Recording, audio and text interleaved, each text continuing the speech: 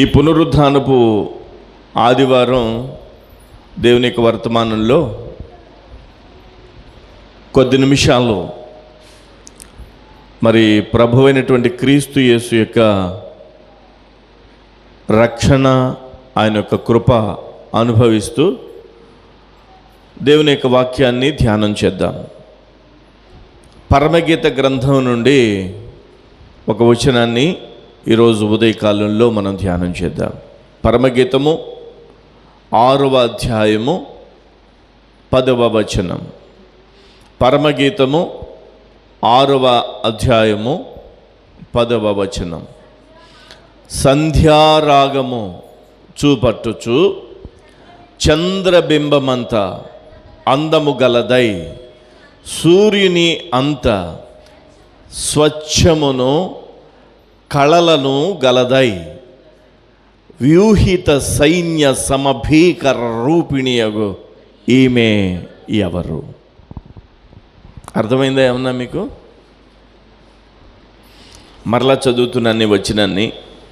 పరమగీతము 6వ అధ్యాయము 10వ వచనం. సంధ్యారాగము చూపట్టుచు చంద్రబింబమంత అందము గలదై సూర్యుని అంత స్వచ్ఛమును కళలను గలదై వ్యూహిత సైన్య సమభీకర రూపిణియగు ఈమె ఎవరు? ఈ వచనంలో ఉన్న ఆధ్యాత్మిక పాఠాన్ని ఈరోజు మనం నేర్చుకుందాం. మనసు లగ్నం చేసి జాగ్రత్తగా మీరు ఆలకించాలి. బైబిల్ పుస్తకాలలో 66 పుస్తకాలలో పరమగీతము అనేటువంటి ఈ పుస్తకం, ఈ గ్రంథం చాలా ప్రత్యేకమైంది. ఇది పోయట్రీ భాగానికి చెందింది అని చాలాసార్లు నేను మీ మధ్యలో చెప్పాను. ఈ పద్యం కూడా గ్రాంధికమైనటువంటి భాషలో వ్రాయబడిన పద్యాలు. లలిత అంటే సరళ పదాలతో ఉండేటువంటి భాష ఉంటుంది. తర్వాత గ్రాంధిక భాష ఈ పరమగీతంలో ఎక్కువగా వాడబడింది. ఇక్కడ మనం పరిశీలన చేస్తే సంధ్యారాగము చూపట్టుచు చంద్రబింబమంత అందము గలదై సూర్యుని అంత స్వచ్ఛమును కళలను గలదై వ్యూహిత సైన్య సమభీకర రూపిణియగు ఈమె ఎవరు? 6వ అధ్యాయం మొట్టమొదటి వచనంలో స్త్రీలలో అధిక సుందరియగుదానా అని చెప్పి ప్రారంభించబడి 10వ వచనంలో ఈ సంధ్యారాగము చూపట్టుచు అనేటువంటి వచనం మనం చదవగలుగుతున్నాం. ఈ 10వ వచనంలో 4 భాగాలు మనకు కనిపిస్తాయి. 1 సంధ్యారాగము చూపట్టుచు, 2 చంద్రబింబమంత అందము గలదై, 3 సూర్యుని అంత స్వచ్ఛమును కళలను గలదై, 4 వ్యూహిత సైన్య సమభీకర రూపిణియగు అనేటువంటి ఈ 4 భాగాలు మనకు కనిపిస్తాయి ఈ 10వ వచనంలో.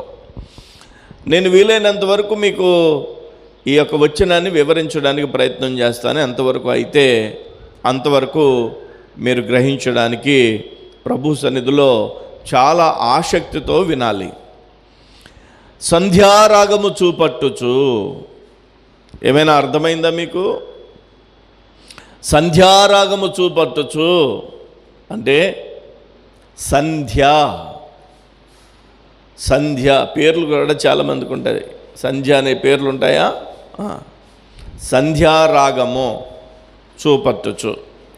సంధ్య అనేది మనం చాలాసార్లు వినే పదం. అది మీకు కొన్ని పదాలు మనం వాడుక భాషలో అసలు పదానికి చాలా దూరంగా వాడుతూ ఉంటాం. ఈరోజు సందకాడే, నిన్న సందకాడే, రేపు సందకాడ అనే పదం విన్నారా? మీరు వాడతారా? ఈ సందకాడ అనేది ఎక్కడి నుంచి వచ్చింది? సంధ్య, సంధ్య లోంచి వచ్చింది. మీకు ఇంకొక విషయం చెప్తాను. ఏంటి చెప్పావు సింగనాదం అంటారు, అంటారా? మీరు విన్నారు ఎప్పుడన్నా? ఆ సింగనాదం ఎక్కడి నుంచి వచ్చింది? సింగనాదం ఎక్కడి నుంచి వచ్చింది? అది ఎప్పుడైనా చెప్తున్నా, అదొక వర్తమానం. సింగనాదం అంటే మామూలు మాటలేం కాదు, ఒక గంటన్నర వర్తమానం. శృంగనాదంలోంచి వచ్చిందే సింగనాదం. సింగనాదం జీలకర్ర అంటారు, అంటారా? మరి తెలీదు, వాడుతూ ఉంటారు. సింగనాదం జీలకర్ర అనే పదం వాడుతూ ఉంటారు. పెద్ద బైబిల్లో నేను ఎప్పుడైనా మీకు చెప్తాను ఆ విషయాలు. హల్లెలూయా. ఇది కట్ చేస్తాను. దేవుడు అద్భుతంగా మాట్లాడుతున్నాడు రండి అని చెప్పి మన వాళ్ళందరినీ మీరు పురుగొల్పాలి. దేవునికి స్తోత్రం కలుగును గాక. హల్లెలూయా. సరే, నేను సింగనాదం జీలకర్ర ఇప్పుడు ఏం చెప్పను, కానీ ఇక్కడ సంధ్యారాగం అనే ఈ మాటని మీకు నేను గుర్తు చేస్తాను. సంధ్యారాగం అంటే సంధ్య. సంధ్య అనే పదం మనం ఎక్కువగా తరచు వాడేటువంటి పదం. సాధారణంగా సంధ్య వేళలో అనే ఈ పదం ఎప్పుడు వాడతారంటే సాయంకాల సమయాల్లో వాడతారు. కానీ తెలుగు భాష అద్భుతమైనటువంటి భాష. తొలి సంధ్య, మలి సంధ్య అని రెండు సంధ్యలు ఉన్నాయి. ఆయన ఎవరో రాశారు తొలి సంధ్య వేళలో అని. తొలి సంధ్య చెప్పండి, మలి సంధ్య. తొలి సంధ్య అంటే ఉదయకాలం అని, మలి సంధ్య అంటే సాయంకాలం అని మనం అర్థం చేసుకోవాలి. రెండూ సంధ్య వేళలే. ఇక్కడ మనం చదువుతున్నాం సంధ్యారాగము చూపట్టుచు. ఇది ఒక పట్టాన్ని అర్థం కాదు. మరి ఇంగ్లీష్ బైబిల్ చూస్తే ఇంగ్లీష్ బైబిల్లో వ్రాయబడింది, song of Solomon verse number 10 chapter 6 వ్రాయబడింది, who is he looking down as the morning light, fair as the moon, clear as the sun, who is to be feared like an army with flags అని ఉంది. ఇది అర్థమై ఉంటుంది మీకు బహుశా. ఇంగ్లీష్లో అది అర్థమైందా? పోనే ఏమనుందంటే who is she looking down as the morning light. ఉదయకాల సంధ్య వేళలో వచ్చేటువంటి ఆ వెలుతురు వలె ఉన్న ఈమె ఎవరో? ఉదయకాలంలో వచ్చే వెలుగు, అది సంధ్యారాగము చూపట్టుచు. మొదటి భాగం సంధ్యారాగము చూపట్టుచు. ఉదయకాలంలో ఒక వెలుగు వస్తుంది, వెలుతురు వస్తుంది. ఆ వెలుగు వెలుతురు చీకటిని కమ్మేస్తుంది, చీకటిని పారద్రోలుతుంది, చీకటిని దాటుకుని చీల్చుకుని వచ్చేస్తుంది ఈ యొక్క వెలుగు. దేవునికి మహిమ కలుగును గాక. ఎవరినంటున్న మాట ఇది? ఎవరంటున్న మాట అంటే ప్రభువైన యేసయ్య సంఘమును గూర్చి చెప్తున్న మాట. సంఘాన్ని చూసి అంటున్నాడు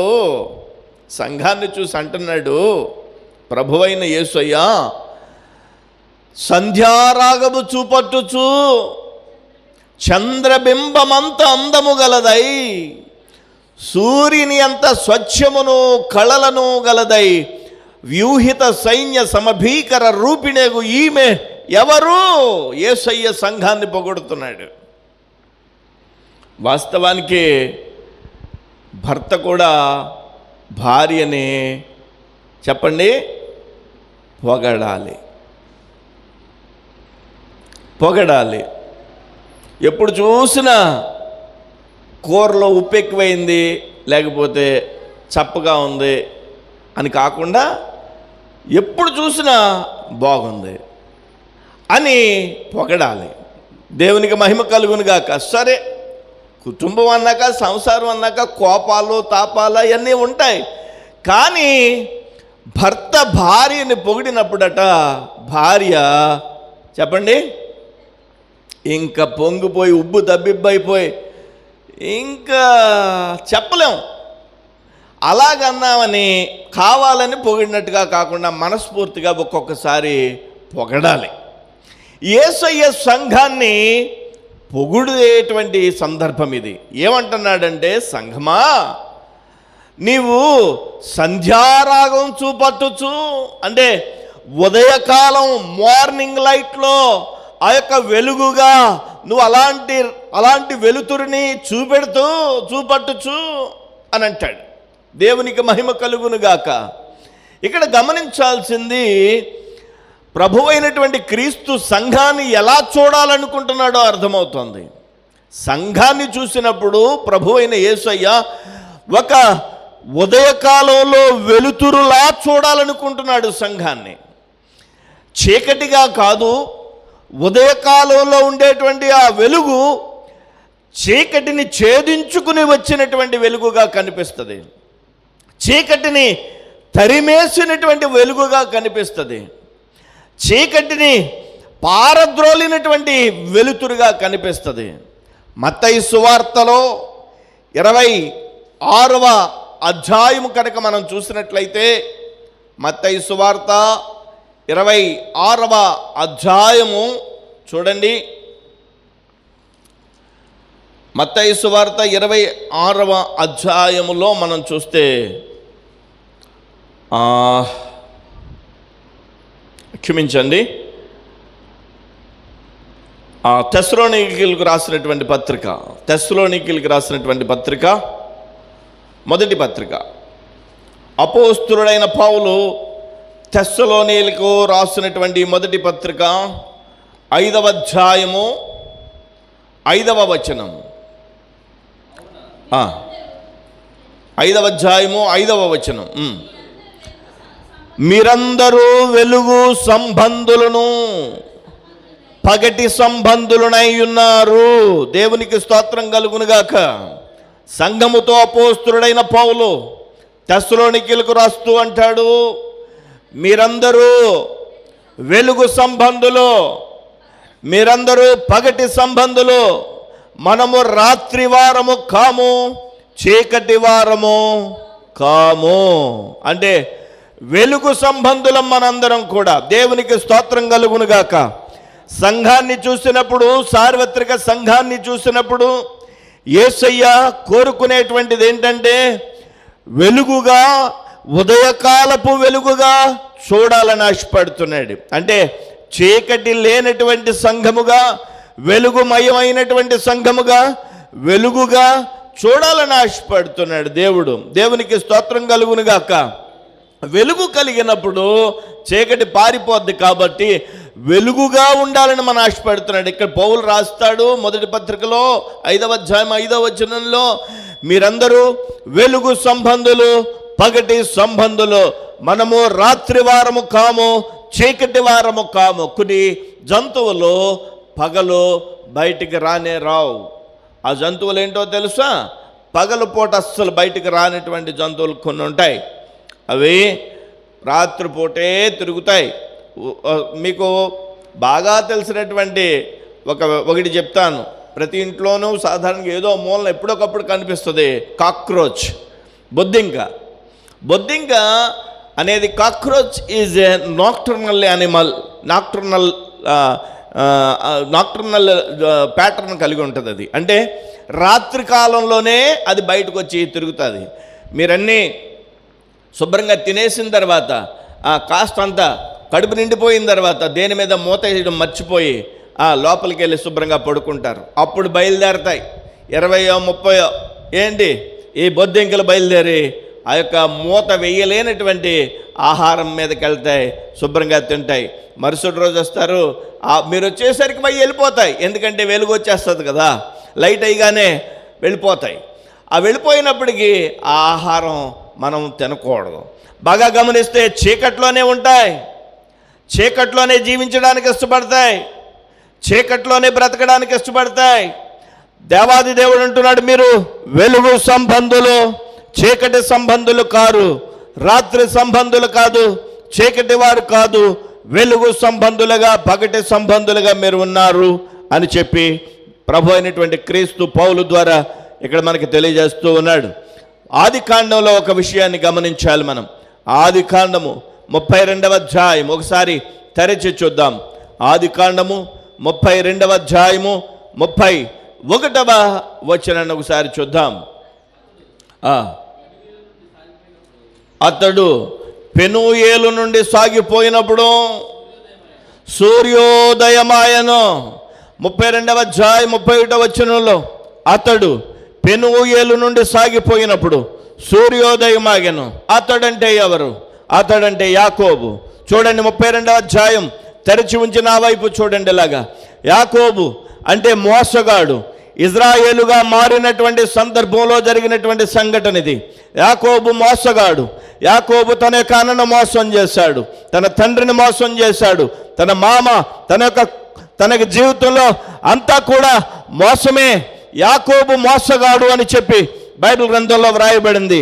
యాకోబు మోసం చేసినటువంటి యాకోబు ఏమయ్యాడో తెలుసా? ఇజ్రాయేలుగా మార్చబడ్డాడు. ఇక్కడ తన యొక్క జీవితంలో ప్రయాణంలో ఉన్నాడు. ఆ రాత్రి ఏం జరిగిందో చూడండి. 32వ అధ్యాయం 13వ వచనం. అతడు అక్కడ ఆ రాత్రి గడిపి యాకోబు రాత్రి గడుపుతున్నాడు. యాకోబు చీకట్లో ఉన్నాడు. యాకోబు చీకట్లో ప్రయాణం చేస్తున్నాడు. యాకోబు చీకట్లో ఉన్నాడు.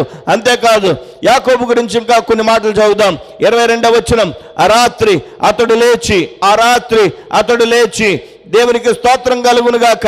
అయితే గమనించండి, ఆ రాత్రంతా కూడా యాకోబు ఒంటరిగా ఉండిపోయాడు. రాత్రంతా కూడా యాకోబు రాత్రి సమయంలో రాత్రి చీకటి అనుభవాన్ని కలిగి ఉన్నాడు. ఆ సమయంలో ఏం జరిగిందో తెలుసా? ఉదయకాలం అయ్యేసరికి యాకోబు యొక్క జీవితం మారిపోయింది. కారణం ఏంటో తెలుసా? 24వ అధ్యాయం నుంచి చదువుదాం. యాకోబు ఒక్కడు మిగిలిపోయాను. ఒక నరుడు తెల్లవారు వరకు అతనితో పెనుగులాడెను. తాను అతని గెలవకుండెడు చూచి తడుగూటి మీద అతను కొట్టెను. అప్పుడు అతడు ఆయనతో పెనుగులాడుట వలన యాకోబు తొడ గూడు వసిలెను. ఆయన తెల్లవారుచున్నది గనుక నన్ను పోనెమ్మనగా. దేవునికి స్తోత్రం. యాకోబు యొక్క జీవితంలో అప్పటి వరకు చీకటి అనుభవాలే, అప్పటి వరకు శపితమైనటువంటి అనుభవాలే, అప్పటి వరకు భయంకరమైనటువంటి అనుభవాలే. కానీ యాకోబు జీవితంలో ఆ తెల్లవారక ముందు యాకోబు యొక్క నిర్ణయానికి వచ్చాడు. ఏంటా నిర్ణయం అంటే, దేవుడు నాకు వెలుగునివ్వాలి, దేవుడు నన్ను ఆశీర్వదించాలి, దేవుడు నన్ను వెలుగు సంబంధిగా మార్చాలి, దేవుడు నన్ను రాత్రి సంబంధిగా కాదు, చీకటి సంబంధిగా కాదు, సంధ్యారాగము చూపట్టుచు మార్నింగ్ లైట్ వల్ల నా జీవితాన్ని మార్చాలని యాకోబు జీవితంలో ఒక ఆశ కలిగి ప్రార్థన చేస్తున్నాడు. మన దేవుడు ప్రార్థన ఆలకించి యాకోబుని సమీపించాడు. యాకోబు దేవుణ్ణి విడిచిపెట్టలేదు. దేవుని పాదాలు పట్టుకున్నాడు. అయ్యా నన్ను ఆశీర్వదించని అడుగుతున్నాడు. అరాత్రంతా బతిమాలాడు. అరాత్రంతా దేవుని యొక్క సన్నిధిలో వెలుగు కోసం చూస్తున్నాడు, ఆశపడ్డాడు యాకోబు. అంతవరకు యాకోబు యొక్క జీవితం చీకటి జీవితమే. అంతవరకు యాకోబు యొక్క జీవితము శోధన శపితమైనటువంటి జీవితమే. కానీ యాకోబు తన జీవితంలో ఒక పెను మార్పుని ఆశించాడు. అప్పుడు ఆ స్థలంలో దేవదేవుడు ప్రేమించి యాకోబుని ఇజ్రాయేలుగా మార్చాడు. 28వ వచనం చదవండి. 28వ వచనం చదవండి. అప్పుడు ఆయన, నీవు దేవునితోనూ మనుష్యులతోనూ పోరాడి గెలిచితివి. అంటే నువ్వు ప్రార్థన చేశావు, పట్టుబట్టావు, ఆశించావు, అడిగావు, ఆశించింది నువ్వు గెలుచుకున్నావు అని అంటాడు దేవుడు. దేవునికి స్తోత్రం. పోరాటం అంటే దేవునితో కుస్తీ కాదు. ఇక్కడ పోరాటం అంటే తను ఆశించింది, తను కోరుకున్నది ప్రభువు దగ్గర అడిగి బ్రతిమలాడి గెలుచుకున్నాడు. దేవుడు అంటాడు, నువ్వు గెలుచుకున్నావు కనుక ఇక మీదట నీ పేరు ఇజ్రాయేలే కానీ యాకోబు అనబడదు. నువ్వు ఇక మోసగాడువు కాదు, ఇక నువ్వు వెలుగు సంబంధివి, ఇక నువ్వు చీకటి సంబంధం కాదు, ఇక మీద నీ జీవితంలో ఇజ్రాయేలుగా మార్చబడింది అని యాకోబుని ఇజ్రాయేలుగా ప్రభు అయినటువంటి దేవుడు ఆశీర్వదించాడు. అక్కడ జరిగినటువంటి మాట ఇది. 31వ వచనం చదవండి. ఇప్పుడు అతడు పెనూయేలు నుండి సాగిపోయినప్పుడు సూర్యోదయమాయను. దేవునికి స్తోత్రం కలుగును గాక. తన జీవితంలో ఆశీర్వదించబడిన తర్వాత, తన జీవితంలో దేవునితో ఎన్కౌంటర్ జరిగిన తర్వాత, తన జీవితంలో యాకోబు ఇజ్రాయేలుగా మార్చబడిన తర్వాత మొట్టమొదటి సూర్యోదయం అది పెనూయేలు. హల్లెలూయా. పెనూయేలు అంటే దాని అర్థం ఏంటో తెలుసా? దేవుని యొక్క ముఖము. దేవునికి స్తోత్రం. ఆయన యొక్క ముఖ కాంతి యాకోబు మీద ఉదయించింది. ఆయన యొక్క ముఖ కాంతి ఎప్పుడైతే ఉదయించిందో యాకోబు వెలుగు సంబంధిగా మారిపోయాడు. దేవునికి స్తోత్రం కలుగును గాక. ఇప్పుడు సంఘాన్ని దేవుడు ఎలా చూడాలనుకుంటున్నాడంటే చీకటిగా చూడాలనుకోవడం లేదు, లైటింగ్ తక్కువగా ఉన్నట్టుగా చూడాలనుకోవడం లేదు, వెలుగుమయంగా చూడాలని ఆశపడుతున్నాడు. దేవునికి స్తోత్రం కలుగును గాక. హల్లెలూయా, హల్లెలూయా. సంధ్యారాగము చూపట్టుచు అని అంటాడు. ఆ కీర్తనల గ్రంథం 110వ కీర్తన ఒకసారి తెరిచి చూద్దాం. 110వ కీర్తన 3వ వచనం చదవండి ఒకసారి. 110వ కీర్తన 3వ వచనం. దేవునికి స్తోత్రం కలుగును గాక. యుద్ధ సన్నాహ దినమున నీ ప్రజలు ఇష్టపూర్వకముగా వచ్చేదరు. యవనస్తులలో శ్రేష్ఠులు పరిశుద్ధాలంకృతులై మంచు వలె అరుణోదయ గర్భంలో నుండి నీ వద్దకు వచ్చేదరు. ఇక్కడ గమనించండి, అరుణోదయ గర్భం. అరుణోదయ గర్భం అంటే ఉదయ కాలంలో వచ్చే వెలుగులో నుండి పుట్టిన వారిగా వస్తారు. హల్లెలూయా. అంటే వెలుగు సంబంధులుగా ఉంటారు అని అర్థం. దేవునికి స్తోత్రం కలుగును గాక. యుద్ధ సన్నాహ దినమున నీ ప్రజలు ఇష్టపూర్వకంగా వచ్చేదరు. దేవుని యొక్క సన్నిధికి మనం ఇష్టపూర్వకంగా రావాలి, ఇష్టత కలిగి రావాలి. అప్పుడు మనం దీవించబడతాం. ఇక్కడ మనం గమనించినప్పుడు వాక్యంలో వ్రాయబడినటువంటి మాట ఏంటి అని అడిగితే, యుద్ధ సన్నాహ దినమున నీ ప్రజలు ఇష్టపూర్వకంగా వచ్చేదరు. నీ యవనస్తులలో నెంబర్ 1 శ్రేష్ఠులు పరిశుద్ధాలంకృతులై మంచు వలె అరుణోదయ గర్భంలో నుండి నీ వద్దకు వచ్చేదరు అని చెప్పి వ్రాయబడింది. దేవునికి మొదటిది శ్రేష్ఠులు అంటే ఏంటో అర్థం చేసుకోవాలి. శ్రేష్ఠులు అంటే భక్తి కలిగిన వారు శ్రేష్ఠులు. కీర్తనల గ్రంథం 16వ అధ్యాయం 3వ వచనం ఒకసారి చదువుదాం. 16వ కీర్తన 3వ వచనం. కీర్తన 16 3వ వచనం. భూమి అందుండు భక్తులే శ్రేష్ఠులు. ఎవరు శ్రేష్ఠులు? నీ యవనస్తులలో శ్రేష్ఠులు. ఎవరి శ్రేష్ఠులు అంటే భక్తి కలిగిన వారు. దేవునికి స్తోత్రం కలుగును గాక. యవనస్తులంటే మీరు అనుకోవచ్చు, యవనస్తులంటే ఎవరో అని మీరు అనుకోవచ్చు. యవనస్తులంటే వయసు రీత్యా యవనత్వం గురించి వ్రాయబడలేదు, వయసు రీత్యా యవనత్వం గురించి వ్రాయబడలేదు. నన్ను మోషే పంపినప్పుడు నేను ఎలా ఉన్నానో ఇప్పుడు నేను అలాగే ఉన్నానని అన్నట్లుగా మన యొక్క ఆత్మీయ జీవితంలో నిత్య నూతనత్వాన్ని కలిగి ఉండడం యవ్వనస్తుల లక్షణం అని చెప్పి వ్రాయబడింది. ఇక్కడ గమనిస్తే నీ యవ్వనస్తులలో శ్రేష్ఠులు అంటే భక్తి కలిగిన వారు అని అర్థం. పరిశుద్ధాలంకృతులై మంచు వలె అరుణోదయ గర్భంలో నుండి నీ వద్దకు వచ్చేదారు. దేవునికి స్తోత్రం కలుగును గాక. మనలో ఏ పరిశుద్ధత లేనప్పుడు పరిశుద్ధత అనేటువంటి ప్రభు అయిన యేసు ఇచ్చినటువంటి ఆ అలంకారాన్ని మనం పొందుకున్నాం కాబట్టి ఇప్పుడు శ్రేష్టమైన భక్తి ద్వారా వచ్చేటువంటి పరిశుద్ధమైనటువంటి అలంకారాన్ని ధరించినటువంటి సంఘం వ్యక్తి అరుణోదయ గర్భంలో నుంచి వస్తున్నట్టుగా ఇక్కడ వాక్యంలో వ్రాయబడింది. మీకు అర్థమై ఉంటుందని నేను అనుకుంటున్నాను. దేవునికి స్తోత్రం కలుగును గాక. మనం వెలుగు సంబంధులుగా ఉండాలని, చీకటి సంబంధులుగా ఉండకూడదని, అరుణోదయ గర్భంలో నుంచి వస్తున్నటువంటి వారిగా మనం ఉండాలని ప్రభు అయిన యేసయ్య ఆశించాడు. అందుకనే సంఘంతో యేసయ్య మాట్లాడుతున్నాడు, సంధ్యారాగము చూపట్టుచు నువ్వు వెలుగుమయంగా, వెలుగు సంబంధిగా, వెలుగుగా ఉండాలని నేను ఆశపడుతున్నాను అని అంటాడు. దేవునికి స్తోత్రం కలుగును గాక. హల్లెలూయా. వెలుగుగా మనం ఉండాలి, వెలుగుగా మనం ఉండాలి, వెలుగుమయంగా మనం ఉండాలి, వెలుగుతూ ఉండాలి, వెలిగేటువంటి జ్యోతుల వలె మనం ఉండాలి, వెలుగుతున్నటువంటి ఆ యొక్క అనుభవంలో మనం ఉండాలి. ఎప్పుడైతే మనం వెలగడం లేదో చీకటి మన మీదలోనికి వచ్చి చీకటి తన కార్యాన్ని ప్రారంభిస్తుంది. చీకటి అనేది సాతాను సంబంధమైనది, వెలుగు అనేది దేవుని సంబంధమైనది. వెలుగు కలిగను అని చెప్పి వ్రాయబడింది. దేవునికి స్తోత్రం కలుగును గాక. మీరు యోహాను సువార్త మొదటి అధ్యాయం మీరు చదివితే అక్కడ వ్రాయబడి ఉంటుంది. చూడండి, యోహాను సువార్త మొట్టమొదటి అధ్యాయం, యోహాను సువార్త మొదటి అధ్యాయం. ఆది యందు వాక్యం ఉండెను, వాక్యము దేవుని యొద్ద ఉండెను, వాక్యము దేవుడై ఉండెను, ఆయన ఆది యందు దేవుని యొద్ద ఉండెను, సమస్తమును ఆయన మూలముగా కలిగి ఉన్నది ఏది ఆయన లేకుండా కలగలేదు. ఆయనలో జీవముండెను, ఆ జీవం మనుషులకు వెలుగై ఉండెను. ఆయనలో జీవముండెను, ఆ జీవము మనుష్యులకు వెలుగై ఉండెను. ఆ వెలుగు చీకటిలో ప్రకాశించుచున్నది. దేవునికి స్తోత్రం. చీకటి లోకంలో ప్రభువైన యేసు అనబడినటువంటి జీవాన్ని కలిగి ఉన్న మనం వెలుగుతూ ఉండాలి, ప్రకాశిస్తూ ఉండాలి. హల్లెలూయా. ప్రకాశిస్తూ ఉండాలి, వెలుగుతూ ఉండాలి. దాని అర్థం మన యొక్క బ్రతుకులలో సంఘముగా ఏర్పడిన తర్వాత సార్వత్రిక సంఘాన్ని దేవుడు ఎలా చూడాలనుకుంటున్నాడంటే వెలుగుగా చూడాలనుకుంటున్నాడు. చీకటిని ఛేదించుకుని బయటకు వచ్చినటువంటి వెలుగుగా చూడాలని సంఘాన్ని ఆశపడుతూ ఉన్నాడు. దేవునికి స్తోత్రం కలుగును గాక.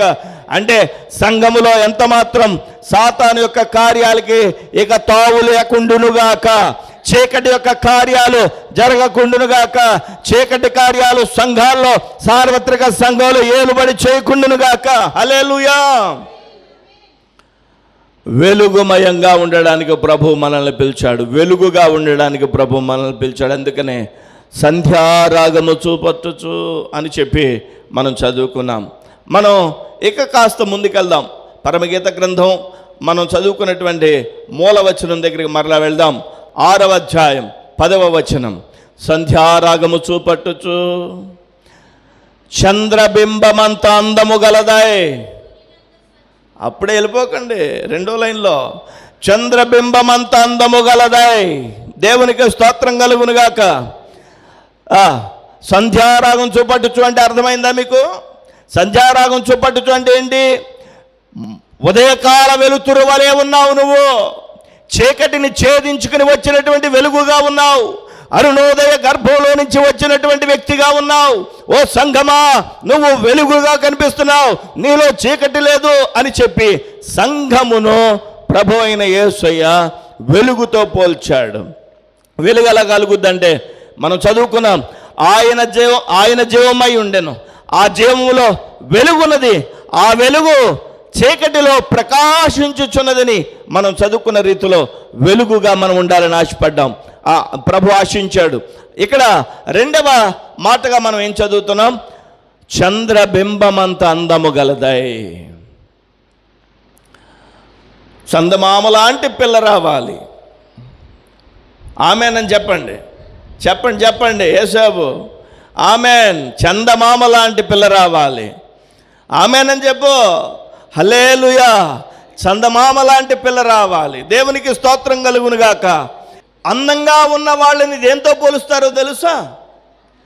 చెప్పండి చెప్పండి. అందముగా ఉన్న వాళ్ళని గురించి చెప్పాలనుకోండి, దేనితో పోలుస్తారో తెలుసా?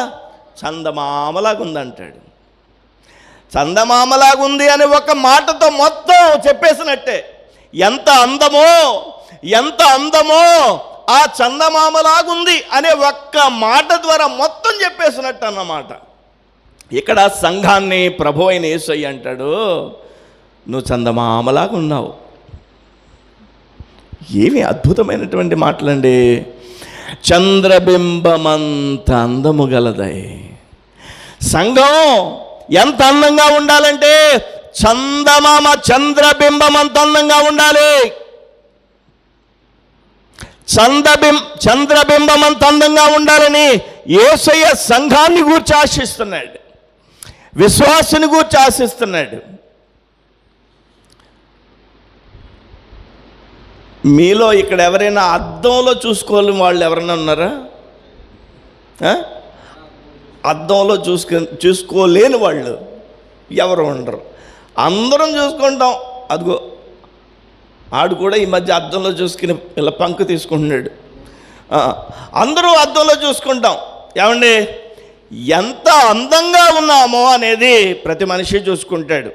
మిమ్మల్ని మీరు గమనించాలి.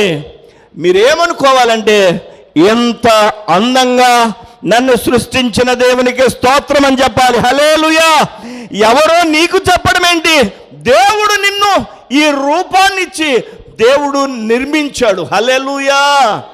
దేవునికి మహిమ కలుగును గాక. ఇప్పుడు శారీరక అందం గురించి నేను మాట్లాడడం లేదు. ఇక్కడ వ్రాయబడింది చంద్రబింబమంతా అందము గలదై.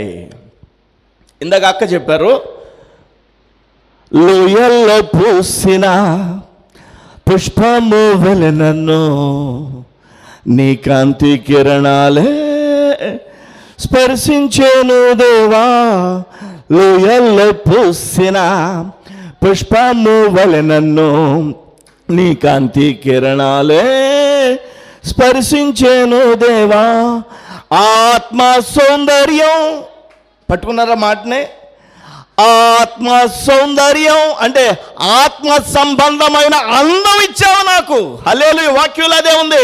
చంద్రబింబం అంత అందంగా ఉన్నావు నీవు అంటాడు సంఘాన్ని. నేను రాసుకున్న ఆత్మ సౌందర్యం అభిషేక బలం దేవా నాకు నీవిచ్చిన వరం. అది వరమయ్యా, నువ్వు నాకు ఎంత అందంగా చేసావయ్యా అని పాడుకున్నాను. హల్లెలూయా. ప్రతి పదంలోనూ ఒక మెసేజ్ ఉంటుంది, ప్రతి వచనంలోనూ ఒక మెసేజ్ ఉంటుంది. నన్ను ఎంత అందంగా చేసావంటే యేసయ్యా, నన్ను సౌందర్యంగా చేసావు. ఈ సౌందర్యం కాదు, ఆత్మ సంబంధమైన అందం, ఆత్మ సంబంధమైన సౌందర్యం నువ్వు నాకు ఇచ్చావు. అందుకనే చందమామలాగా ఉన్నాను నీకోసం నేను. హల్లెలూయా.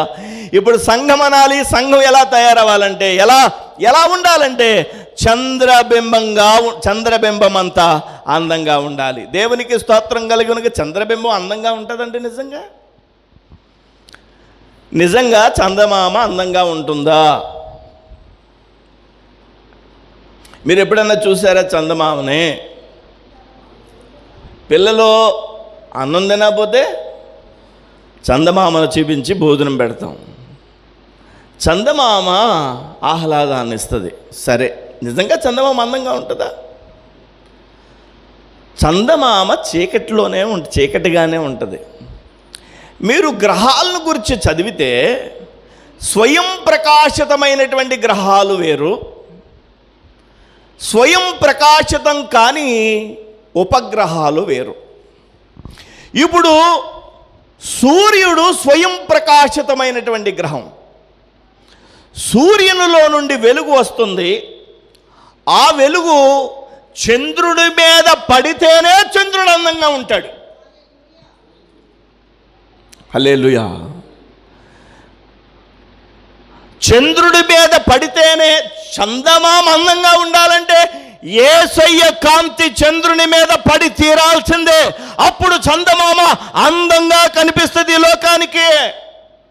యేసయ్య అంటాడు, నేను నా ముఖ కాంతిని నీ మీద ప్రకాశింపజేస్తాను, నువ్వు అప్పుడు అందమైనటువంటి చందమామలా చంద్రబింబంగా వెలుగుతూ ఉండాలి. చందమామను చూసినప్పుడు సంతోషం, ఆనందం, అంతే కదండి. చంద్రమామ ద్వారా ఏమొస్తుంది? వెన్నెల, సంతోషం. అయితే చందమామ వెలగాలంటే తనంతట తాను వెలగలేదు. చందమామ వెలిగి తీరాలంటే నీతి సూర్యుడైన యేసయ్య కాంతి రావాల్సిందే. ఆమేన్.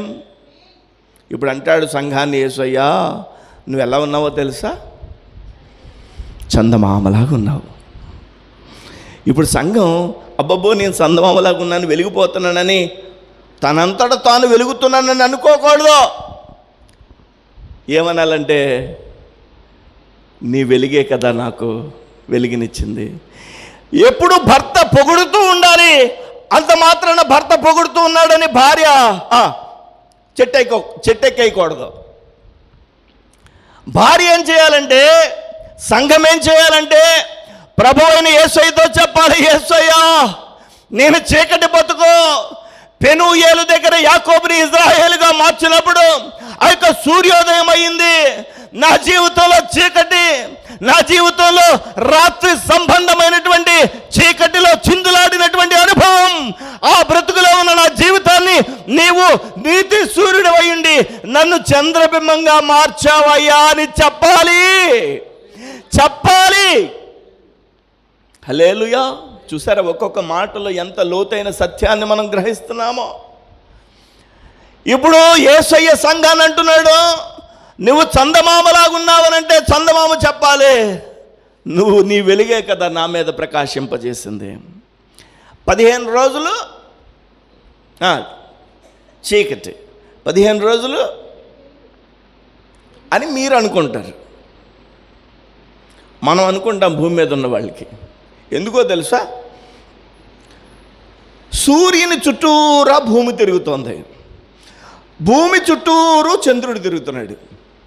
ఇప్పుడు సూర్యుడికి చంద్రుడికి డైరెక్ట్ అయినప్పుడు వెలుగు మొత్తం చంద్రుడి మీద పడి ఆ చంద్రుడు భూమి మీద ఉన్న ప్రజలకి పూర్తిగా కనిపిస్తాడు, పూర్ణంగా కనిపిస్తాడు. దాన్నే పౌర్ణమి అంటాం. అంటే భూమి కనుక పక్కకు తప్పుకుంటే సూర్యుని మీద ఉన్న వెలుగు చంద్రుడి మీద పడుతుంది. దేవునికి స్తోత్రం. భూమి మీద ఎవరున్నారు? మనుష్యులు. భూమి మీద ఎవరున్నారు? లోకం కనుక పక్కకి తప్పుకుంటే సంఘం మీదకి సూర్యుని కాంతి వచ్చి పడి వెలుగుమయంగా ఉంటుంది. హల్లెలూయా. ఇప్పుడు లోకం అడ్డు రాకూడదు చంద్రుడికి సూర్యుడికి మధ్యలో. లోకం అడ్డు రాకూడదు. ఈ లోకంలో ఉండేటువంటి ఏది కూడా చంద్రునికి సూర్యునికి మధ్యలో అడ్డు రానంతసేపు చంద్రుడు వెలుగుతానే ఉంటాడు. ఇప్పుడు యేసయ్య అంటాడు, చంద్రబింబం అంత అందంగా ఉన్నావు నువ్వు. అడ్డొచ్చేది ఎవరు? లోకం, సమాజం, సంప్రదాయం, ఈ లోకంలో ఉన్న సమస్తం మనుష్యులు, ఈ లోక సంబంధమైనటువంటిది దేవాది దేవుని యొక్క వెలుగుకి సంఘానికి మధ్యలో అడ్డు వస్తున్నప్పుడు చీకటి అయిపోద్ది, చీకటిగా కనిపిస్తుంది. ఎప్పుడైతే అడ్డు తొలగిపోయిందో వెలుగుగా కనిపిస్తుంది. నిత్య వెలుగులో సంఘము ఉండాలని ప్రభు అయిన యేసయ్య ఆశిస్తున్నాడు. హల్లెలూయా, హల్లెలూయా. ఇప్పుడు యేసయ్య అంటున్నాడు, చంద్రబింబం అంత అందము గలదానవై. ఏమి అద్భుతమైనటువంటి మాట అండి, ఏం అద్భుతమైనటువంటి మాట అండి. యేసయ్య ఆయన నీతి సూర్యుడు. చదవండి, మలాకీ గ్రంథం 4వ అధ్యాయం 2వ వచనం. మలాకీ గ్రంథం 4వ అధ్యాయం 2వ వచనం. అయితే భయభక్తులు గలవారు, నా నామమందు భయభక్తులు పూర్తిగా ఆ చివరక్షరం మింగేస్తారే, అది గలవారకు అని చదవాలి. గలవారు అనకూడదు. అలాగే ఉంది అక్కడ, గలవారగు. ఎస్, నా నామమందు భయభక్తులు గలవారగు అనే పదం స్పష్టంగా చదవండి. నా నామమందు భయభక్తులు గలవారగు మీకు నీతి సూర్యుడు ఉదయిస్తాడు. దేవునికి స్తోత్రం కలుగును గాక. ఎవరికి నీతి సూర్యుడు ఉదయిస్తాడు? ఎవరైతే భయభక్తులు కలిగి ఉంటారో. ఇందాక మనం చెప్పుకున్నాం, అరుణోదయ గర్భంలోంచి ఎవరు వస్తారని చెప్పుకున్నాం? శ్రేష్ఠులు. 2 పరిశుద్ధాలంకృతులు వస్తారని చెప్పుకున్నాం. దేవునికి స్తోత్రం కలుగును గాక.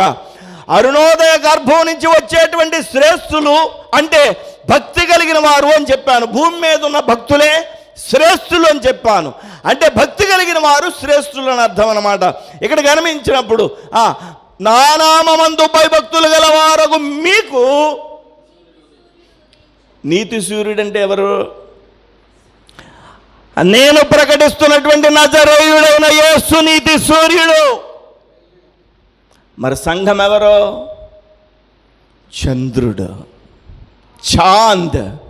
చంద్రుడు లేకపోతే చందమామ. ఇప్పుడు సంఘానికి ఉండేటువంటి మరొక పేరు ఏంటంటే చంద్రుడు అని అర్థం. చంద్రుడు వెలగాలంటే నీతి సూర్యుడైన యేసయ్య యొక్క వెలుగు చంద్రుడి మీద పడాలి. చంద్రునికి నీతి సూర్యునికి మధ్య లోకం అడ్డొస్తే, లోకం నిలిస్తే చంద్రుడు చీకటిగానే ఉంటాడు. చంద్రుడు వెలగాలంటే లోకం తప్పుకోవాలి. హల్లెలూయా. ఇప్పుడు సంఘాన్ని దేవుడు ఏమంటున్నాడంటే, మీలో లోకం ఉండకూడదని చెప్పి సంఘాన్ని అంటున్నాడు. మీరు వెలుగు సంబంధులుగా ఉండాలి, మీరు పగటి సంబంధులుగా ఉండాలి.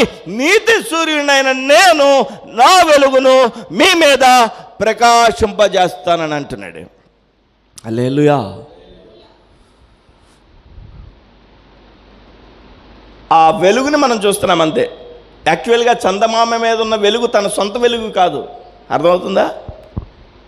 స్టీల్ పళ్ళని నిల్ల పట్టుకుని, మా చిన్నప్పుడు అనమాట, మా చిన్నప్పుడు స్టీల్ పళ్ళు అద్దం పట్టుకుని బయటకు వచ్చి ఇంట్లోపలికి అలా వేసేవాళ్ళం. ఎక్కడో చిట్ట చివరి వీధి ఉంటుంది కదా, ఆ చిట్ట చివరి గది, చిట్ట చివరి గది, ఆ గదిలోకి వేసేవాళ్ళం. ఇలాగా ఎవరిని తీసుకొచ్చి అక్కడ చూపించేవాళ్ళం అంటే సూర్యుని యొక్క వెలుగుని అద్దంలో పట్టుకుని అద్దంలో నుండి లోపలికి. ఎంత సంతోషమో! మీరంతా కూడా చేసి ఉంటారు, బహుశా చేసే ఉంటారు. ఇప్పుడు ఆ చందమామ ఒక అద్దం లాంటిదన్నమాట. సూర్యుని కాంతి చందమామ మీద పడి ఆ చందమామ వెలుగుని మనం రాత్రులు చూస్తున్నాం. ఇప్పుడు గమనిస్తే సంఘం చీకటిలోనున్న వారికి సూర్యుని యొక్క కాంతి ప్రసరింపజేయాలి. అరే బాబు, మీరు చీకటిగా ఉండొద్దు, వెలుగుకుండా చీకట్లో ఉండొద్దు, నేను మీ మీద ప్రకాశింపజేస్తే మీరు లోకంలోనికి వెలగండ్రా అబ్బాయి అంటున్నాడు. ఇప్పుడు సంఘం ఎక్కడుంటే సంఘము తన ఉనికిని కాపాడుకోవాలి. సంఘం యొక్క ఉనికి లోకంలోనికి వెలుగుగా కనిపించాలి, వెలుగుగా కనిపించాలి. వెలుగు అయ్యున్నటువంటి ఆ నీతి కిరణాలని, వెలుగు కిరణాలని సేవకుడు తీసుకొచ్చి సంఘంలో ప్రసరింపజేస్తున్నప్పుడు సంఘం ఏం చేయాలంటే ఆ అద్దం వలె లోకానికి వెలుగును ప్రసరింపచేయాలి. హల్లెలూయా. చూడండి, కొరింథీయులకు రాసిన 2వ పత్రిక, అపోస్తులుడైన పౌలు కొరింథీయులకు రాసిన 2వ పత్రిక 3వ అధ్యాయము 18వ వచనం చదవండి. కొరింథీయులకు రాసిన 2వ పత్రిక 3వ అధ్యాయం 18వ వచనం చదవాలి, బిగ్గరగా చదవాలి. మనమందరం, వెరీ గుడ్, అలా చివరి అక్షరం కూడా చదవాలి. మనమందరమును ముసుగు లేని ముఖముతో, ఇలా చూడండి, ఇలా చూడండి, ఇలా చూడండి. పెండ్లిలో ఏం చేస్తారు? పెండ్లిలో ఏం చేస్తారు? ఈ యొక్క వరుడు వధువు యొక్క ఆ యొక్క ముసుగును తొలగిస్తాడు. దేవునికి స్తోత్రం కలుగును గాక. వివాహానికి ముందు జరిగేటువంటి కార్యక్రమం ఇది. వివాహానికి ముందు జరిగేటువంటి కార్యక్రమం. ఎప్పుడైతే నీతి సూర్యుడైనటువంటి వాడు వధువు యొక్క ఆ యొక్క ముసుగును తొలగిస్తాడో, ఇప్పుడు వధువు ముసుగు లేనిదై ఉంటుంది. వివాహం అయ్యే ముందు ఏమని ముసుగుతో ఉంటుంది. అక్కడ ఏమని రాయబడింది? మనమందరమును ముసుగు లేని ముఖముతో, అంటే ముసుగు తొలగించబడి, ముసుగు తీయబడి ప్రభువు యొక్క మహిమను, అంటే నీతి సూర్యుని యొక్క వెలుగును, మహిమను అద్దము వలె ప్రతిఫలింపజేయచ్చు. చప్పట్లు కొట్టండి ఒకసారి. హల్లెలూయా, హల్లెలూయా. దేవుని యొక్క వాక్యాన్ని మనం గమనించినప్పుడు ఆ వాక్యం మనల్ని ఎంతో ప్రోత్సహిస్తుంది, ఎంతో బలపరుస్తుంది. అద్దము వలె మనము లోకానికి నీతి సూర్యుని కాంతి ప్రసరింపచేయాలి. ముసుగు లేని ముఖములు గలవారై ఆయన యొక్క మహిమను మనం అద్దము వలె ఈ లోకానికి. చూసారు ఎంత బాగుందో వాక్యం? చంద్రుని వలె ఉండాలి, అద్దము వలె. ఆ యొక్క చంద్రుడు ఏం చేస్తాడంటే ఒక అద్దం చేసే పని చేస్తున్నాడు. నీతి సూర్యుని కాంతి లోకం మీదగా ప్రసరింపజేస్తున్నాడు. బాగా గమనించాలి. కొరింథీయులకు రాసినటువంటి మొదటి పత్రిక 11వ అధ్యాయం, ఇందాక 2వ పత్రిక చదువుకున్నా, ఇప్పుడు మొదటి పత్రిక 11వ అధ్యాయం 1వ వచనం. పౌలు అంటాడు, నేను క్రీస్తును పోలి నడుచుకున్న ప్రకారము మీరును నన్ను పోలి నడుచుకునుడి. ఏరా అబ్బాయి, కటింగ్ అలా వేయించేవేంట్రా? నా ఫేవరెట్ హీరో ఇలా కటింగ్ వేయించుకున్నాడు. ఏరా అబ్బాయి, ప్యాంటు జీరిగిపోయిందేంట్రా? మన యొక్క బాహ్య సౌందర్యం అనేది ప్రభు యొక్క బిడ్డగా ఉండడానికి కనిపించాలి. అది హల్లెలూయా. ఇక్కడ మనం గమనిస్తే, వాక్యాన్ని గమనిస్తే, క్రీస్తును పోలి నడుచుకున్నాను నేను. నీ ఫేవరెట్ ఎవరని పౌలుని అడిగితే పౌలు అంటాడు, my favourite hero is Jesus Christ. My hero, my hero. దేవునికి స్తోత్రం కలుగునుగా. నేను క్రీస్తును పోలి నడుచుకుంటున్నాను. నేను క్రీస్తును పోలి నడుచుకున్నట్లే మీరును నన్ను పోలి, క్రీస్తును పోలి నేను ఎలా నడుస్తున్నాను, మీరును నాలాగా క్రీస్తును పోలి నడుచుకోండి అంటాడు. అంటే ప్రతిబింబించడం. క్రీస్తులో ఉన్న వెలుగును మనం లోకం మీదకి ప్రసరింప చేయాలి. చూడండి, ఎఫెసీయులకు పౌలు రాసిన పత్రిక, 5వ అధ్యాయం 27వ వచనం. ఎఫెసీయులకు పౌలు రాసిన పత్రిక 5వ అధ్యాయం 27వ వచనం చదవండి.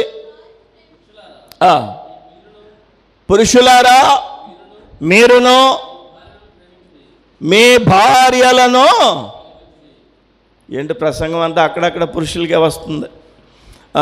పురుషులారా, మీ భార్యలను ప్రేమించుడి, అటువలే క్రీస్తు కూడా సంఘమును ప్రేమించి, అంటే నీతి సూర్యుడైన యేసు చందమామలాగున్న సంఘాన్ని క్రీస్తు ప్రేమించి, అటువలే క్రీస్తు ప్రేమించి కళంకమైనను ముడత అయినను అట్టిది మరి ఏదైనను లేక పరిశుద్ధమైనదిగాను నిర్దోషమైనదిగాను మహిమ గల సంఘముగాను ఆయన తన ఎదుట దానిని, అంటే సంఘాన్ని నిలువబెట్టుకొనవలెనని వాక్యముతో ఉదక స్నానము చేత దానిని పవిత్రపరచడు. దేవునికి స్తోత్రం కలుగును గాక.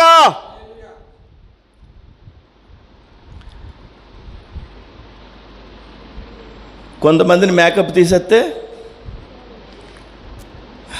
చెప్పండి గుర్తుపట్టలేం కదా. మీరు అనుకుంటున్నారు సినిమా యాక్టర్లు అందంగా ఉంటారని. నా మొహం ఉంటారు. ఎందుకుంటారు? సినిమా యాక్టర్ల కంటే మనమే చాలా అందంగా ఉంటాం, చాలా బాగుంటాం. దేవునికి స్తోత్రం కలుగును గాక. ఇప్పుడు గమనిస్తే, ఆ యొక్క సంఘము నీతి సూర్యుడైన యేసయ్య యొక్క వెలుగును ప్రసరింప చేయడానికి ముడత అయినను, మచ్చ అయినను, డాగు అయినను, కళంకమైనను ఏది లేకుండా దానికి వాక్యం చేత స్నానం చేయించున్నాడంట. దేవునికి స్తోత్రం. దాన్ని పెళ్లి స్నానం అంటారు. బబ్బబ్బా, పరిశుద్ధుడైన యేసయ్య తన సేవకులతో సంఘానికి పెండ్లి స్నానం చేయిస్తున్నాడు. ఆ స్నానమే వాక్యంతో స్నానం. మరి ఇలాంటి వాక్యాన్ని పోగొట్టేసుకుంటే ఎలాగండి? ఇలాంటి అద్భుతమైనటువంటి దేవుని యొక్క మాటలు మనకి అక్కడ దొరుకుతాయండి. సంఘాన్ని ప్రభు అయినటువంటి దేవుడు యేసయ్య, పరిశుద్ధుడైనటువంటి వరుడు, వివాహం ఆడడానికి మధ్యాకాశంలో వివాహం చేసుకోవడానికి అనేకమైన ఆలోచనలు చేస్తున్న యేసయ్య తన సేవకులను ఏర్పాటు చేసుకుని సంఘాన్ని ఉదక స్నానము చేత, వాక్యం అనేటువంటి ఉదక స్నానం చేత సిద్ధపరుస్తున్నాడు, పవిత్రపరుస్తున్నాడు. అంటే అందంగా చేస్తున్నాడు. హల్లెలూయా. మనలో లోకంలో ఉన్నంతసేపు ఏదో ఒక తప్పిదం, ఏదో ఒక ముడత, డాగు, కళంకం మనలో కలిగినప్పుడు వాక్యం అనేటువంటి ఆ ఉదక స్నానము చేత ప్రతి వారం మనల్ని ప్రభువైన యేసయ్య సిద్ధపరుస్తూ ఉన్నాడు. ఆమేన్, హల్లెలూయా. నిర్దోషమైనదిగా మనల్ని దేవుడు చేస్తున్నాడు. చందమామ మీద కొండలు ఏమనుకుంటున్నారా మీరు? చందమామ మీద లోయలు లేవనుకుంటున్నారా మీరు? అనుకుంటున్నారా? ఎన్ని లోయలు ఉన్నాయో, ఎన్ని కొండలు ఉన్నాయో. అందుకనే ఒక మాట ఉంటుంది, దూరపు కొండలు. ఇది బాగా తెలుసు మీకు. దూరపు కొండలు. మీరు పోలారం కొండలు బస్సులో వెళ్తా చూడండి, ఇలాగుంటుంది కొండ, పెన్నతో గీసినట్టు. అక్కడికి వెళ్ళి చూడండి, దూరపు కొండలు. ఈరోజు గమనించాలి, దేవుని యొక్క సేవకుడు సంఘానికి సమీపంలో ఉండాలి, దగ్గరగా ఉండాలి, అందుబాటులో ఉండాలి. హల్లెలూయా, హల్లెలూయా. ఇప్పుడు గమనించాలి, దేవుని యొక్క సేవకుడు ఈ వాక్యం చేత స్నానం చేస్తున్నప్పుడు సంఘానికి నిర్దోషత్వంగా ఉండడానికి ప్రభువారు సహాయం చేస్తాడు. దేవునికి స్తోత్రం కలుగును గాక. హల్లెలూయా, హల్లెలూయా. కళంకమైనను, డాగైనను, ముడతైనను, మచ్చైనను ఇటువంటిది ఏది సంఘములో లేకుండానట్లు సేవకుల ద్వారా సంఘానికి పెండ్లి స్నానం చేయిస్తున్నాడు. అదే వాక్యం చేత సంఘాన్ని తడిపేస్తున్నాడు. ఆమేన్, హల్లెలూయా, హల్లెలూయా. అద్భుతమైనటువంటి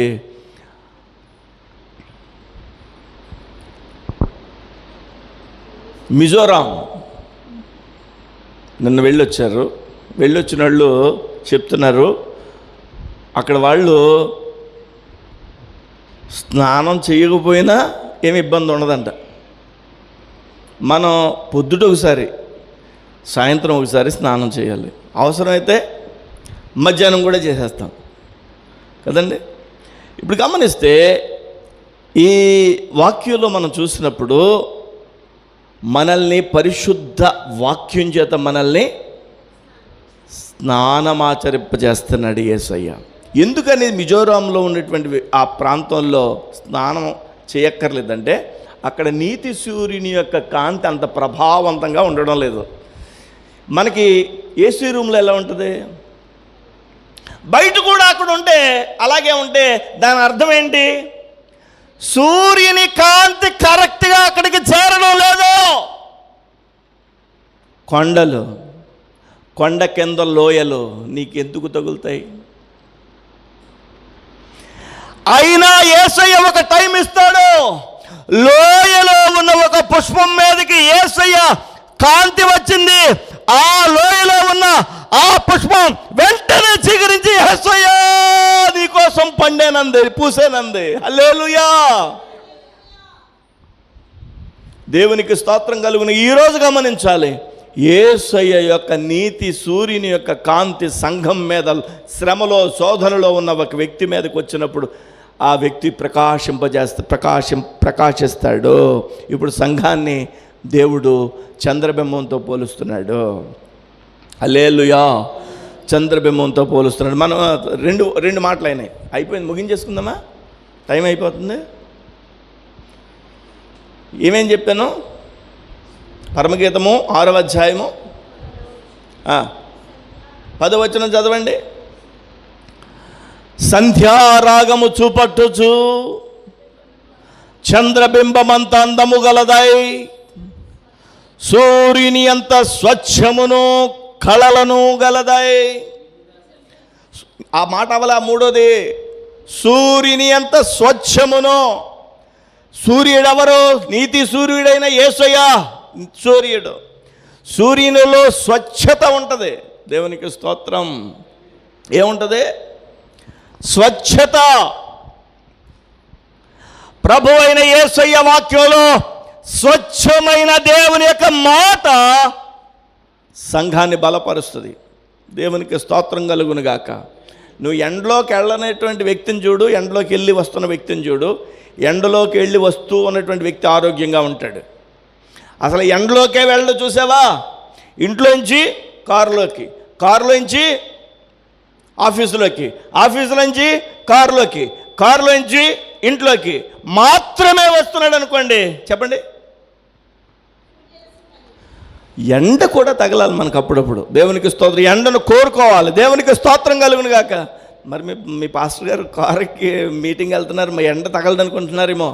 నేను కూడా ఎండలో పని చేసిన వ్యక్తినే, నేను కూడా బరువు పని చేసిన వ్యక్తినే. అంటే ఒక విషయం తెలుసా, ట్రాక్టర్ మీద మెటల్ వస్తే, ట్రాక్టర్ మీద మెటల్ వస్తే ఒక రాత్రికి 2-3 గంటల్లో ఒక ట్రాక్టర్ మెటల్ని నేనే పారతో, నేనే తట్టులోనికి ఎత్తుకుని తట్ట ఎత్తి లోపల పడవేసినటువంటి కష్టం తెలుసున్నటువంటి వ్యక్తిని.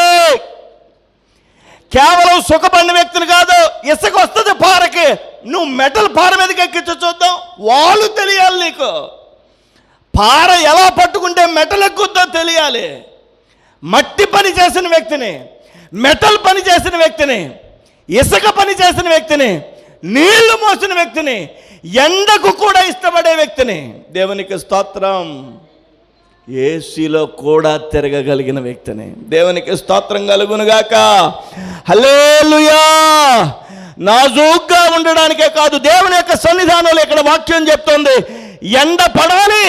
అప్పుడు ఏమవుతుందంటే, ఎండ పడినప్పుడు మనకి స్వెట్ వస్తుంది. ఇప్పుడు మిజోరాం గురించి ఎందుకు చెప్తున్నానంటే, నీతి సూర్యుడు అక్కడ అంటే వెలుగు కాంతి బాగా రాదు కాబట్టి వాళ్ళకి చెమట పట్టదు కాబట్టి వాళ్ళకి స్నానం చేయాల్సిన పని లేదు. ఇప్పుడు సంఘం ఎండలోకి వెళ్తుంది, అంటే శ్రమల్లోకి వెళ్తుంది.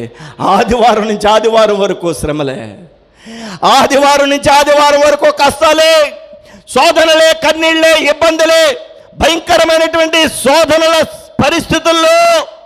మరియు ఈ యొక్క సేవకుడు ఏం చేస్తాడంటే సంఘాన్ని వాక్యం చేత ఉదక స్నానం చేయిస్తాడు. బాగా గమనించాలి, నీతి సూర్యుని యొక్క కాంతి మనకి పటుత్వాన్ని ఇస్తుంది. సాతాను కూడా నక్షత్రం అంటారు దాన్ని, చాలా చాలా జాగ్రత్తగా, అది కూడా ఎండనిస్తుంది. అందుకనే వాక్యంలో ఉంది, ఎండవేళలో నీ మందను ఎక్కడ మేపుదవో చెప్పు అంటాడు. ఆ ఎండ వేరు, అంటే శ్రమ ఎండ వేరు, దీవెన ఎండ వేరు. దేవునికి స్తోత్రం. బాగా గమనించాలి. ఇప్పుడు ఆ నిర్దోషమైనదిగా ప్రభు మనల్ని చేస్తాడు. ఇక్కడ సూర్యుని ఎంత స్వచ్ఛమో, ఎప్పుడు కూడా వాక్యం స్వచ్ఛంగా ఉండాలి. వాక్యం మొదలుపెట్టిన తర్వాత ముగించే లోపు పెట్ట కదో కట్టు కదో చెప్పి ఒక పావు గంట అరగంట గడిపేయచ్చు. అది స్వచ్ఛత లేని వాక్యం అవుద్ది. అవునా కాదా? అవునా కాదా? వాక్యం మొదలుపెట్టిన దగ్గర నుంచి ముగించే వరకు వాక్యమే చెప్పాలి. దేవునికి స్తోత్రం కలుగునుగాక. స్వచ్ఛమైన వాక్యం అంటాం దాన్ని. హల్లెలూయా. మరి ఉపమానం చెప్పక్కర్లేదా? చెప్పాలి, చెప్పి తీరాలి. ఉపమానం చెప్పకపోతే అర్థం కాదు. యేసయ్య ఉపమానం చెప్పాడు. అవసరమైన ప్రతి చోట ఉపమానం చెప్పాలి. ఉపమానం చెప్పడం కోసమే వాక్యం చెప్పకూడదు. నేనేమంటున్నానంటే, సేవకుడు దేవుని యొక్క వాక్యం అందించడానికి స్వచ్ఛమైన వాక్యం మా సేవకుని ద్వారా నువ్వు అందించు ప్రభువా అని అడగాలి. దేవునికి స్తోత్రం కలుగునుగాక.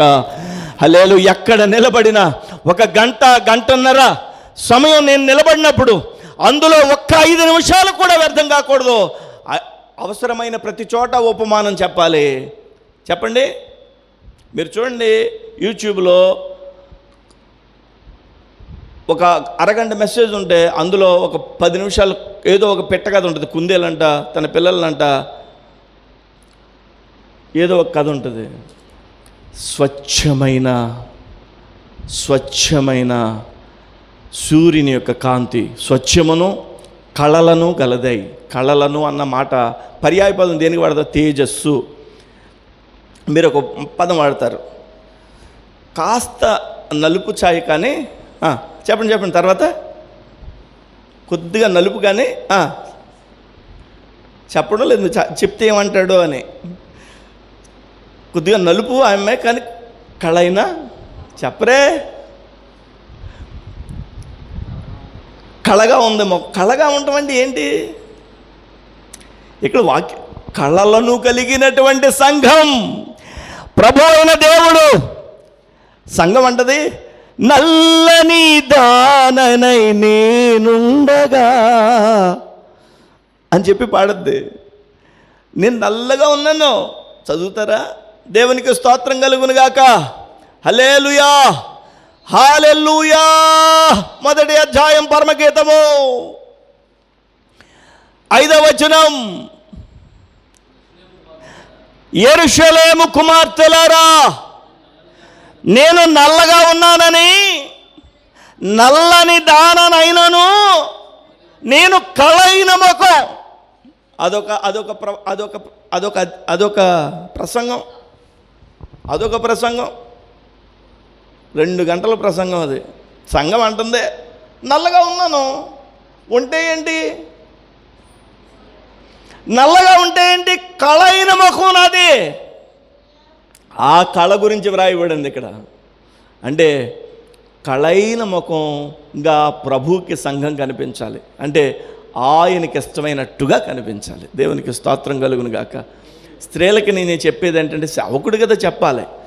ఎప్పుడు చింపురు జుట్టేసుకుని, ఎప్పుడు నైటీతోటే నీ భర్త ముందు ఉంటే, నీ భర్త నిన్ను ఎప్పుడు అందంగా చూస్తాడు?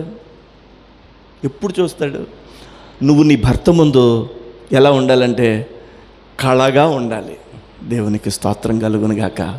ఇంటి దగ్గరే కదా, ఎప్పుడైనా బయటికి వెళ్ళినప్పుడైతే నో, నీ భర్త కోసం నువ్వు సిద్ధపడాలి.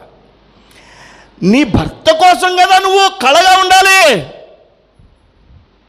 ఇప్పుడు మీకు అర్థం కాదులే, మీ ఇద్దరికి పెళ్ళయిన తర్వాత అర్థం అవుతుంది.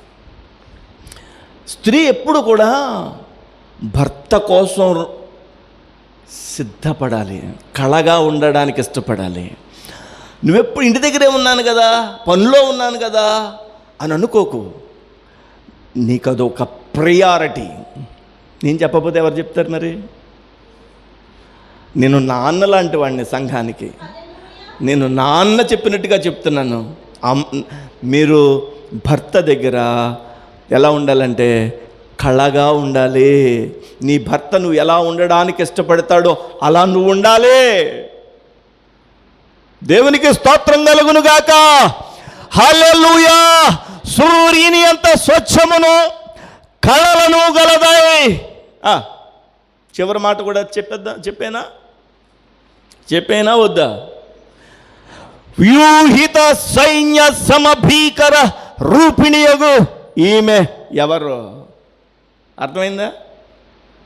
అర్థమైందంటే ముగించేస్తాను, అర్థం కాలేదంటే చెప్తాను. చెప్పాలంటే టైం పట్టుద్ది. కాబట్టి చెప్దాం అనుకున్నాను, ఎంతవరకు అవుతుందో అని 3 లైన్లు చెప్పగలిగాను. 4వ లైన్ చెప్పాలంటే కనీసం 15 గంట 20 నిమిషాల్లో అయినా తేల్చేయాలి. 4వ లైన్ ఒక్కదానికి నేను ఈరోజు 4 ప్రసంగాలు ఒక చోటకి తీసుకొచ్చి అందించేశాను మీకు. బయట సభలో నిలబడితే ఒక్కొక్క లైను ఒక్కొక్క రాత్రి సభ వాక్యం చెప్తా. 1.5-2 గంటల వాక్యం. దేవునికి స్తోత్రం కలుగును గాక. వ్యూహిత సైన్య సమభీకర రూపిణియగు ఈమె ఎవరో?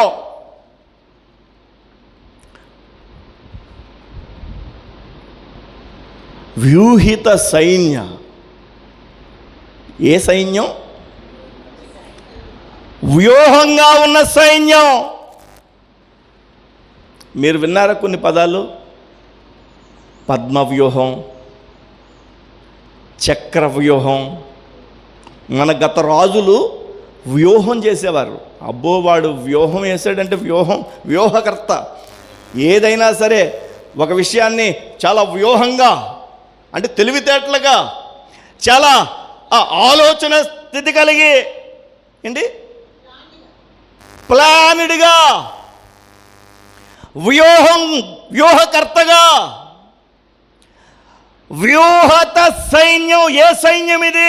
సంఘం ఎలా కనిపించాలంటే వ్యూహిత సైన్యంగా కనిపించాలి దేవునికి. పాకిస్తాన్ మీద యుద్ధం వచ్చింది. సైనికులందరూ సిద్ధపడిపోయారు, చేతుల్లో వెపన్స్ పట్టుకున్నారు. వాళ్ళు ఈ వీపిని ఇలా వెనక్కి తాచిపెట్టి సిద్ధంగా ఉన్నారు. ఇటు వచ్చిన వేసేద్దాం, అటు వచ్చిన వేసేద్దాం. సంఘం ఎలా ఉండాలంటే వ్యూహిత సైన్యంగా ఉండాలి.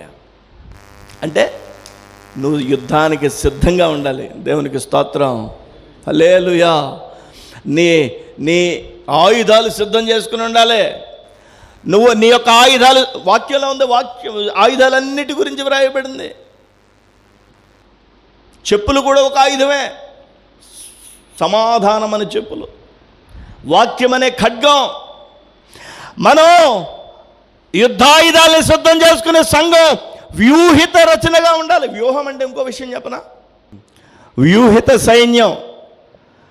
చూడండి, వ్యూహం అంటే ఏంటో బైబిల్లో నుంచే నేను చూపిస్తాను. మత్తయి సువార్త 26వ అధ్యాయం, మత్తయి సువార్త 26వ అధ్యాయం 53వ వచనం.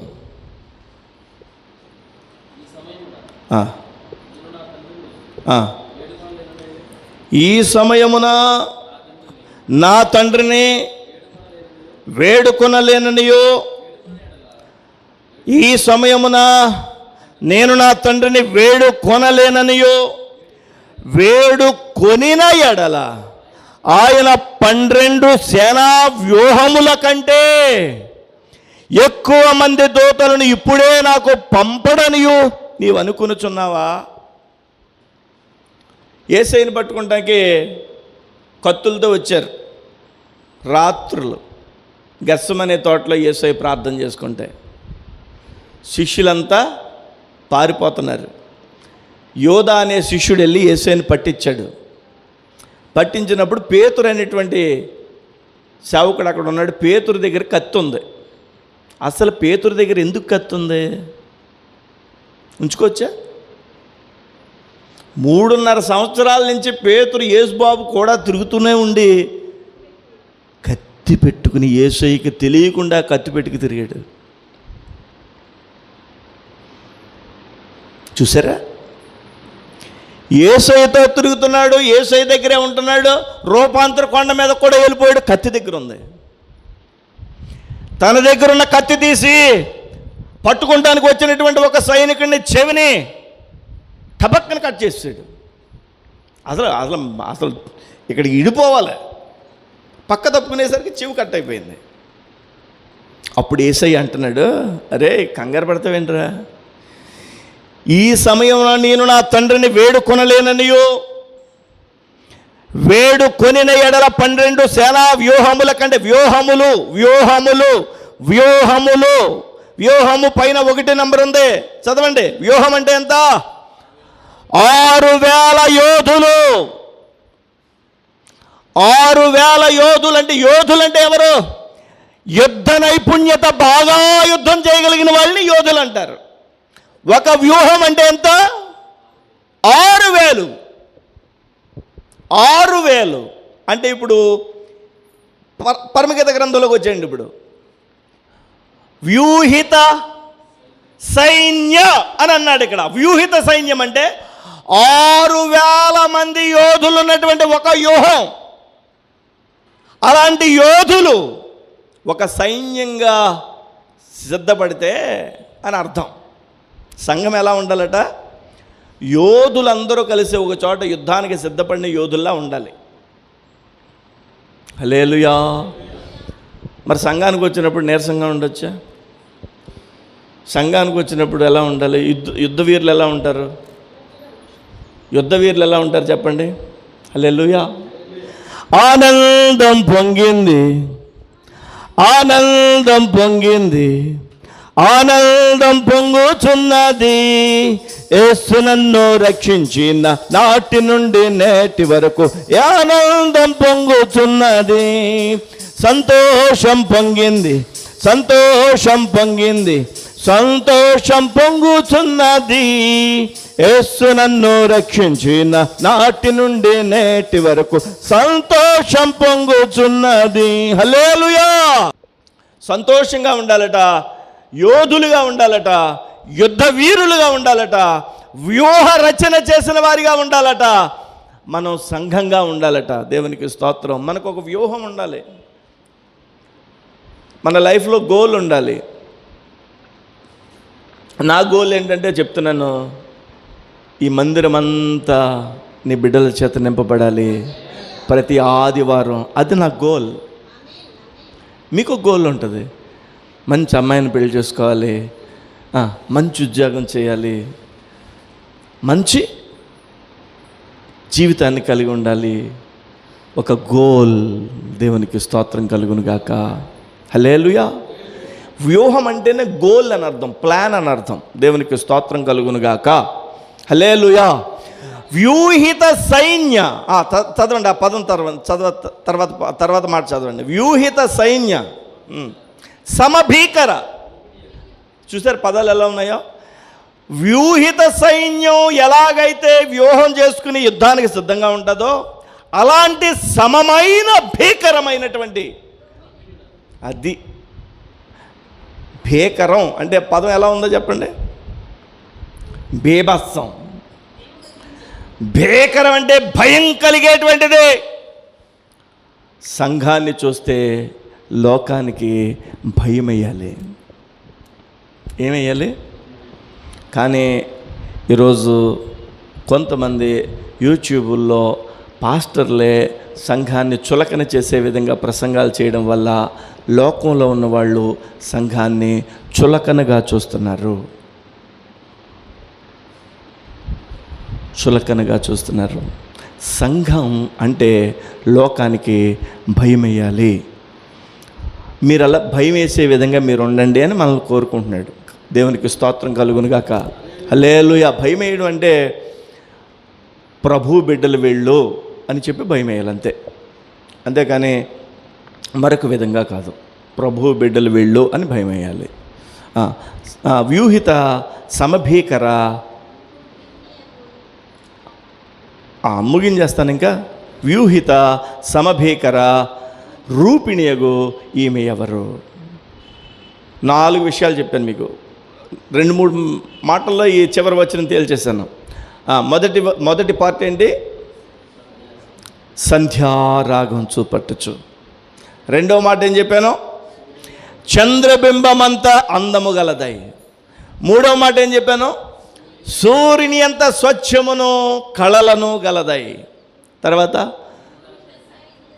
యుద్ధానికి సిద్ధపడినటువంటి సైన్యం ఎలాగైతే వ్యూహరచన చేసుకుంటుందో అలాంటి వ్యూహరచన చేసుకున్న సైనికుల వలె భీకరంగా కనిపించాలి. ఒకవైపున అందంగా కనిపించాలి, ఒకవైపున భీకరంగా కనిపించాలి. ఇలా నిన్ను చూడాలని సంఘాన్ని యేసయ్య కోరుకుంటున్నాడు. మనం అలాగా యేసయ్యకి కనిపించాలి. యేసయ్య మనల్ని కోరుకుంటున్నాడు. యేసయ్య వరుడిగా తిరిగి రాబోతున్నాడు. వధువు సంఘంగా మనం ప్రభువైన యేసు అనబడినటువంటి వరునికి పరిశుద్ధ వివాహం జరిగి నిత్యత్వములో ఆయనతో పాటు సార్వత్రిక సంఘములో మనందరము కూడా పాలి భాగస్తులుగా ఉండడానికి ప్రభు మనల్ని సిద్ధపరిచి ఆశీర్వదించునుగాక. మోకరించండి, ప్రార్థన చేసుకుందాం. ప్రభువా, చీకటి జీవితంలో ఉన్న యాకోబుని సూర్యోదయమున తన ప్రయాణమును ప్రారంభించినట్లు పెనుయేలు దగ్గర మా జీవితాలలో ప్రభువా చీకటి ఎంత మాత్రము మా బ్రతుకులలో ఉండకుండునట్లుగా వెలుగు సంబంధులుగా పగటి సంబంధులుగా మమ్మల్ని చేసి సంధ్యారాగము చూపట్టుచు నీ వెలుగును ప్రకాశింపజేయవారమయ్యుండి నీలో సాగిపోయే కృపనివ్వండి.